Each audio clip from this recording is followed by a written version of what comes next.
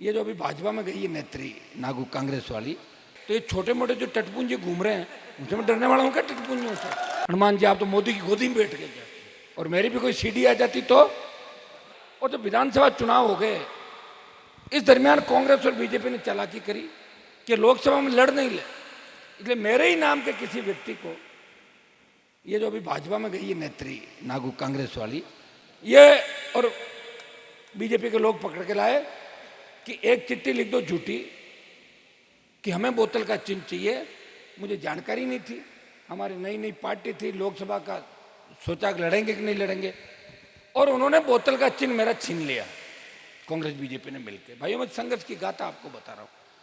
मेरे पास टायर आया, मैंने बच्चों को पूछा क्या करें बताओ, अपन चुनाव नहीं जीतेंगे, 3 लाख के करीब वोट नागौर में आ जाएंगे।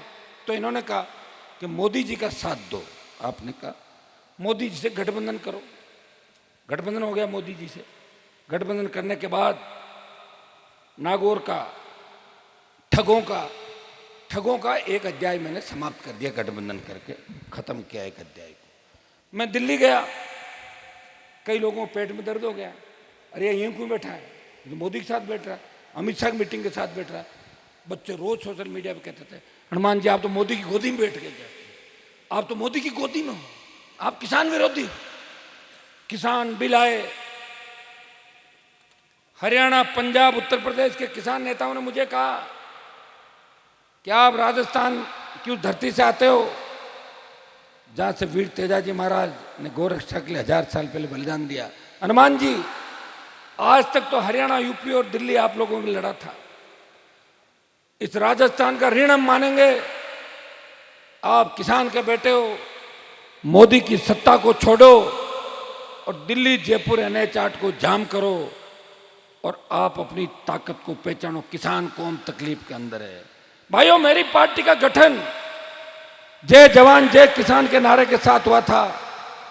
उस दिन मैंने वचन दिया था आपको, जब भी किसान को आवश्यकता होगी, जवान को आवश्यकता होगी, हनुमान बेनीवाल सत्ता छोड़ के सड़क पे मिलेगा। और वो वक्त आ गया था, मेरे बलिदान की आवश्यकता थी। मेरे बलिदान से और मेरी सादत से किसान कौम का सम्मान बढ़ रहा था। हनुमान बेनीवाल ने एक पल नहीं सोचा, NH8 जाम किया और मोदी की सत्ता को ठोकर मार के अपने भाइयों के साथ 70 दिन सड़क पे बैठा। वो नागौर का सांसद था जिसके गीत अब लखनऊ तक बजते हैं। और लखनऊ और चंडीगढ़ के अंदर भी जब किसान कौम इकट्ठी होती है, एक बात कहती है कि उत्तरी भारत के अंदर अगर किसान कौम का कोई रखवाड़ा है जिसने सत्ता को ठोकर मारी, वो नागौर का सांसद हनुमान बेनीवाल है और नागौर तेजाजी महाराज की धरती है। तो आपका मान सम्मान बढ़ाया कि नहीं बढ़ाया देश के अंदर? और मेरी भी कोई सीढ़ी आ जाती तो बताओ ना आप। नहीं आई ना, पार्टियां तो नहीं बदली मैंने। सुबह दुपट्टा किसी का, शाम को किसी का, सुबह जा रहे हैं, अभी पता ही लग रहा है डेगना मैंने देखा बीजेपी कांग्रेस बीजेपी कांग्रेस। मैं कह रहा हूं ये जब तक लिस्ट आ नहीं जाती भरोसा भी नहीं, और लिस्ट आने के बाद भी कोई बड़ी बात नहीं, रामनिवास फार्म उठा ले वापस, क्योंकि जांचें लगी है पीछे। ईडी 302 भी है, तुम्हें पता है सारी बात, मैंने बोला नहीं इतने तुम सारी जब बात खुलेगी तो बहुत आगे तक बात जाएगी, और आगे तक जाएगी नहीं, मैं पीछे पड़ जाऊंगा तो आगे तक जाएगी और सलाखों के पीछे भी जाएगी। जिस तरह मैंने पहले दूसरे नेताओं को जेल के अंदर डलवाया सलाखों के पीछे। मेरी आदत है, मुझे फालतू का टाइम नहीं मिलता। और कोई ये सोच ले कि हम हनुमान जी को डरा के राजनीति कर लें, उनकी गलतफहमी है।